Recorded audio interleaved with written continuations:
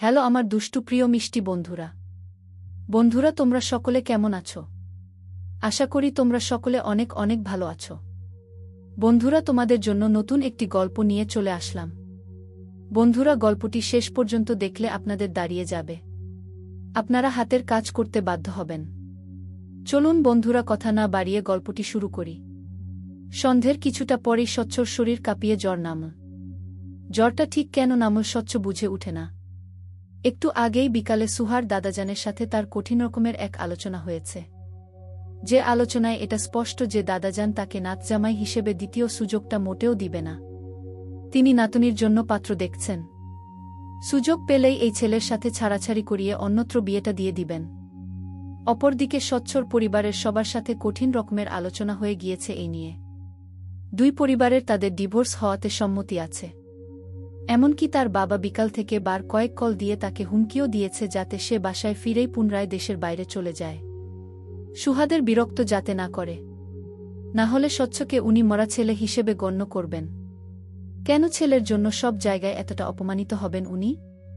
স্বচ্ছ বাবার সাথে খুব ফ্রি হলেও বাবাকে মান্য করে, বাবার কথা মেনে চলে। তবে এই ক্ষেত্রে সে ভেবেছে এই প্রথম বুঝি সুহাকে হারানোর ভয় পেল সে। একটা অস্পষ্ট হারানোর অনুভূতি টের পেল সে। স্বচ্ছ বুঝে না উঠে তার বাবা এবং দাদাজান দুইজনের কাছেই সময় চেয়েছে। জানিয়েছে দিন 15 পরও যদি সুহা ডিভোর্সই চায় তবে সে ডিভোর্স দিয়ে দিবে, এই সম্পর্কের ইতি টানবে। আর আকস্মিক কথাটা বলে ফেলার পর থেকেই স্বচ্ছর মনে হারানোর ভয়টা তীব্র হল। প্রথমে চ্যালেঞ্জ জেতার যে আক্রোশটা ছিল, এখন সে আক্রোশটা আর কাজ করছে না। আর স্বচ্ছ দীর্ঘশ্বাস ফেলে। বিকালে সে কথাটা বলে ফেলার পর থেকেই সে ছটফট করেছে। কি ভীষণ অসহ্য এক চিন্তা মাথায় নিয়ে ছটফট করেছে। বারবার ভেবেছে সুহা ঘৃণিত চোখের চাহনি। সত্যিই তো, সুহা তো তাকে ঘৃণা করে, অবিশ্বাস করে, একটুও ভালোবাসা অবশিষ্ট নেই। তবে কিভাবে স্বচ্ছ দিন 15তে সুহার মন জয় করবে? সদাসর্বদা মেয়েদের মন জিতে আসা স্বচ্ছ এই প্রথম কোনো রমণীর প্রেম হারানোর ভয় পেল। আর তারপর থেকেই শরীরের উত্তাপ। স্বচ্ছ চিলেকোঠার ফ্লোরে কোনোরকমে পড়ে থেকেই চোখ বুজে থাকল। মাথাটাও ব্যথায় ছিঁড়ে যাচ্ছে, চোখ জোড়া জ্বলছে। জ্বরে আর শরীর ব্যথায় যখন বেহাল দশা, ঠিক তখনই এক মেয়েলি ছায়া অবয়ব এসে দাঁড়াল চিলেকোঠার ঘরের দরজায়। কিয়ৎক্ষণ স্বচ্ছকে নীরব দৃষ্টিতে পর্যবেক্ষণ করে ছোট শ্বাস ফেলে সুহা হাতের নাস্তাটা এগিয়ে দিতে রুমে ঢুকে বলে, চলে যেতে বলেছিলাম স্বচ্ছ, জাননি কেন? এই আবছায়ায় বসে বসে মশার কামড় খাবেন বলে। স্বচ্ছ তাকায়। হলদে লাইটের আলোয় সুহাকে সুন্দর দেখাচ্ছে। আদুরে চেহারাটা হৃদয়ে হিম স্রোত বইয়ে দিতে সক্ষম। স্বচ্ছ সেভাবেই কপালে হাত রেখে কিয়ৎক্ষণ তাকিয়ে থাকল। তবে একটুও বুঝতে দিল না সে অসুস্থ। যেন শরীরের ব্যথাটা শেষ হয়ে নিতে দক্ষ অনেক। অথচ বাবা মায়ের আদরে আদরে বড় হওয়া বাঁধর ছেলেটা যে একটু থেকে একটুতেই নেতিয়ে যায় তা কি জানা আছে? জ্বরের দরুন চোখগুলো ও লাল দেখাচ্ছে একটু। স্বচ্ছ বেশ গম্ভীর গলাতেই বলল, আমিও তো বলেছিলাম মেনে নাও আমায়। মানলে না তো সুহাসিনী। সুহা বিরক্ত স্বরে বলে, সেই এক কথা। স্বচ্ছর তখন শরীর পোড়ানো জ্বর। উষ্ণ শরীরে বিশ্রী এক অনুভূতি নিয়েই সে সুহার দিকে চাইল। অনেকটা সময় চুপ থেকে চোখ বন্ধ করে ফের ভাবুক স্বরে বলল, আমি বোধহয় ভালোবাসা শব্দটার সাথে পরিচিত হচ্ছি সুহাসিনী। কষ্ট পাচ্ছি, দমবন্ধ লাগে। আমি বোধহয় 4 বছর আগে খুব জঘন্য একটা ভুল করেছিলাম সুহাসিনী। সে ভুলের কি আসলেই কোনো ক্ষমা হয় না? আসলেই আরেকটা সুযোগ পাওয়ার যোগ্য নই আমি? সুহা তাচ্ছিল্য নিয়ে তাকায়। অথচ সে যদি স্বচ্ছ লাল হয়ে উঠা চোখজোড়ার দিকে চেয়ে সে দৃষ্টির অর্থ বুঝার চেষ্টা চালাত, তাহলে বোধহয় বুঝত স্বচ্ছর গহীনেও তাকে হারানোর সহস্র বেদনা লুকিয়ে আছে। সুহা তাচ্ছিল্য করেই বলল, আশ্চর্য, শরীর ঠিক আছে তো আপনার? নাকি আমায় ভুলানোর নতুন কৌশল এটা? স্বচ্ছ আক্ষেপ হয়। কি বাজে অনুভূতি! নিজের ভেতরের কষ্টগুলো প্রকাশ করলেও বিশ্বাস করে না। আক্ষেপ নিয়েই বলল, আমার কোনো কথাই বিশ্বাসযোগ্য ঠেকে না, তাই না? কি করে ঠেকবে? পূর্ব অভিজ্ঞতা তো বলে আপনি মিথ্যে বলতে খুব ওস্তাদ অস্বচ্ছ সাহেব। স্বচ্ছ এই পর্যায়ে করুণ চাহানিতে তাকায়। জ্বরের উত্তাপে যখন শরীরের প্রত্যেকটা অঙ্গপ্রত্যঙ্গ পুড়ে ছাই হচ্ছে, ঠিক তখনই নিজের ইগো, অহংকার সব একপাশে রেখে বলে, আমাকে ক্ষমা করে দাও। আরেকটা সুযোগ দাও সুহাসিনী, প্লিজ। বাদ দিন সে টপিক। আপনার পরিবার, আমার পরিবার কেউই চায় না এই সম্পর্কটা থাকুক অস্বচ্ছ সাহেব। তিক্ততা চলে এসেছে এর ভেতর। দাদাজান এবং আপনার আব্বার মাঝে বিরোধ চলছে। কাজেই এই সম্পর্কটা পুনরায় হওয়ার নয়। স্বচ্ছ রুমের উপরের দেয়াল তাকায়। স্মিত হেসে বলে, মাথা ভর্তি তুমিময় জট পাকানো যন্ত্রণা ঢুকে গেছে, বুঝলে? আমি বোধহয় ভয়ঙ্কর রকমের অসুস্থ হয়ে পড়ছি সুহাসিনী। ছুঁয়ে দেখো, তোমার উত্তাপে আমি পুড়ছি। সুহা ঠোঁট এলিয়ে হাসে। বলে, কাব্যিক হওয়া শিখছেন? ভাবছেন আমি গলে যাব? গলব না। এবার আর ভুলেও গলব না অস্বচ্ছ সাহেব। স্বচ্ছ এই পর্যায়ে রাগ হল। এতটা নির্দয় রমণী তার কপালেই থাকতে হল? বলল, ভালো, গলতে হবে না। গলাটা ফ্যাকাশে শোনাচ্ছে। স্বচ্ছ তারা গলায় বলে, শোনালে শোনাক। সুহা ছোট শ্বাস ফেলে বলে, আপনার আম্মু কল দিয়েছেন, ছোট বোন সিয়া কল দিয়েছে। আপনার খেয়াল রাখতে বললও। যাক, ওদের কথা রাখতে হলেও আমার খেয়াল রাখার দায়িত্বটা নিয়েছ। না হলে তো নিতেই না। আমাদের বাসাতে থাকছেন, সে হিসেবে অবশ্যই খেয়াল রাখতাম আপনার। অতটা অমানবিক নই আমরা।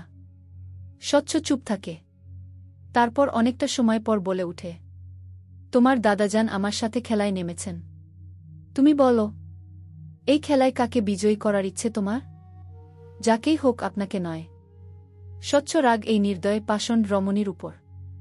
বলে, গুড, এখন এখান থেকে চলে যাও। নাস্তাটা করে নিবেন, রাতে খাবার দিয়ে যাবে দাদাজান। স্বচ্ছ হেসে বলে, বেলায় বেলায় খাবার দেওয়াটা কেমন বিখিরি বিখিরি অনুভব করাচ্ছে আমায়। অথচ আমি এই বাসার জামাই। কোথায় জামাই আদর করবে তা নয়। সুহা টানটান স্বরে জানায়, জামাই আদর পাওয়ার মতো কাজ যদি করতেন তাহলে এই বাসার প্রত্যেকটা লোকই আপনাকে মাথায় তুলে রাখত। স্বচ্ছ, আপনি তো সেটা করেননি। স্বচ্ছর রাগে নাক লাল হয়ে উঠে। কণ্ঠে শীতল রাগ বসিয়ে গম্ভীর স্বরে বলে, তো এখন কি করব? নিজের করা সে ভুলটার জন্য এখন মরে যাব?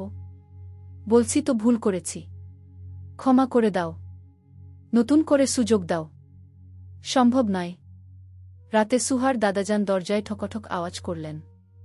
হলদেটে আলোয় স্বচ্ছকে দেখে বলে, এই হতচ্ছাড়া ছেলে, মরার মতো পড়ে আছো নাকি?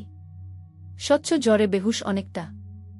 দাদাজান ফের বলে, এই ছেলে, শোনো, তোমার খাবার খেয়ে নিও। পরে না খেয়ে আমাদের বদনাম করো না। স্বচ্ছ এই পর্যায়ে চোখ মেলে তাকায়। মাথা চেপে ধরে হেসে বলে, দাদাজান, আমি বোধহয় আপনার নাতনির অনুপস্থিতিতে অসুস্থ ফিল করছি। আমায় সুস্থ করার ব্যবস্থা করুন। আপনার নাতনিকে পাঠিয়ে দিন না একটু সেবা করতে। দাদাজান চোখ পাকিয়ে তাকায়। দাঁতে দাঁত চেপে বলে, এই ছোকরা মার চিনেছ? এখানে থাকতে দিচ্ছি এই অনেক। আমি এমনিতেও আমার নাতনির সঙ্গে তোমার সংসার হতে দিব না। নতুন করে বিয়ে দিব অন্য জায়গায়। স্বচ্ছ ঠোঁট বাঁকিয়ে বলে, আমি চুপচাপ মেনে নিব নাকি? যাই করো, শেষমেশ আমি আমার নাতনির বিয়ে অন্যত্র দিবই। সকাল তখন 10টা। সুহা বোধ করল যে স্বচ্ছ দেরি করেই ঘুম থেকে উঠবে, তাই দেরি করেই ছাদের উদ্দেশ্য পা বাড়াল। হাতে মায়ের দেওয়া নাস্তার প্লেট। সুহা অতি যত্ন নিয়েই নাস্তার প্লেটখানা নিয়ে চিলেকোঠার ঘরে গেল। দরজা ঠেলে স্বচ্ছকে দেখতে নিতেই চোখে পড়ল চিত হয়ে শুয়ে থাকা স্বচ্ছকে। চিলেকোঠার একটা পাতলা ময়লা কাপড় জড়িয়ে আছে। যেন খুব শীত করছে। সুহা কপাল কুঁচকে তাকায় মেঝেতে কালকের সন্ধ্যা এবং রাতের জন্য পাঠানো খাবারগুলো ঠিক একইভাবে পড়ে থাকতে দেখেই কপাল কুঁচকাল। বিরক্ত নিয়ে সঙ্গে সঙ্গে বলে উঠল, খাবার পাঠিয়েছি কি ফেলে রাখার জন্য? নাকি বলল কি মুখে লাগেনি এই খাবারগুলো? খাননি কেন? স্বচ্ছ উত্তর করল না। সুহা ফের বলল, এই যে, দিনের 10টা বাজে, এখনো ঘুমে এতটাই বিভোর যে কথাও কানে যাচ্ছে না। এই পর্যায়েও স্বচ্ছ উত্তর করল না। সুহা এগিয়ে যায়। স্বচ্ছর কানের কাছে গিয়েই বলে, আশ্চর্য, ডাকছি আমি অস্বচ্ছ সাহেব, কানে কথা ঢুকছে না আপনার? স্বচ্ছ চোখ মেলে তাকায় না, তবে জেগেছে। বলে, সুহাসিনী, তুমি? আরেকটু ঘুমাই, শীত করছে অনেক। একটা কম্বল দিবে? সুহা ভ্রু কুচকায়। সকাল 10টা হলেও বাইরে ফকফকা রোদ। বলে, শীত করবে কেন? বাইরে ফকফকা রোদ উঠেছে গি। কথাটা বলেই পর মুহূর্তেই কিছু বুঝে উঠতে পেরেছে এমনভাবে বলে উঠল, জ্বর আপনার? স্বচ্ছ এবার তাকায়। অনেক কষ্টে। মাথা যন্ত্রণা করছে তার। এই যন্ত্রণাতেও হেসে মজা করে বলে, একটু কপাল ছুঁয়ে দেখোই না, তোমার ছোঁয়ায় হয়তো জ্বরটা সেরে যাবে সুহাসিনী গ। সুহা সত্যিই বসে পড়ে ফ্লোরে। ঝুঁকে গিয়ে স্বচ্ছর কপালে হাত রাখল।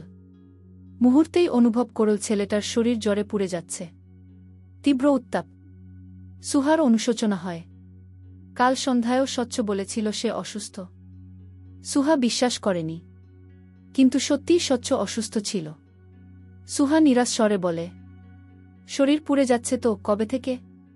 স্বচ্ছর সুহার হাতটা কপালে চেপে ধরে বলে, বললাম তো বিকালে, বিশ্বাস করলে না। নির্দয় রমণী। সুহা ছোট শ্বাস ফেলে বলে, কাল থেকে না খেয়ে আছেন? আশ্চর্য। সবকিছুতে মানুষ এতটা ছন্নছাড়া কি করে হয়? অসুস্থ বোধ করছেন জানার পরপরই তো আপনার উচিত ছিল ওষুধটা নেওয়া। তা না করে অসুখটাকে আরও জটিল না করলে শান্তি হয় না? স্বচ্ছ তাকায়। মিনমিনে দৃষ্টিতে চেয়ে থেকে সেভাবেই বলল, সুহাসিনী, আমি বোধহয় তোমাকে চাইছি। আমার বোধহয় তোমাকে লাগবে। আমি কি এক বিশ্রী জালে ফেসে গেছি সুহাসিনী? চ্যালেঞ্জ জিততে এসে, তোমাকে জব্দ করতে এসে আমিই বিশ্রীভাবে ফেসে গেছি। তোমার চোখে আমার জন্য ঘৃণা দেখলেই আমার অসহ্য লাগছে। তুমি আর কখনো আমার কাছে ফিরবে না ভাবলেই নিজের উপর সহস্র রাগ জমছে। এটা কি ভালোবাসা? সুহা মুহূর্তেই হাত সরায়। স্বচ্ছ দৃষ্টি থেকে দৃষ্টি সরায় তৎক্ষণাৎ। বলে, এটা জেদ। স্রেফ আপনার জেদ। স্বচ্ছ বোকার মতো করে বলে, জেদ? হ্যাঁ, জেদ।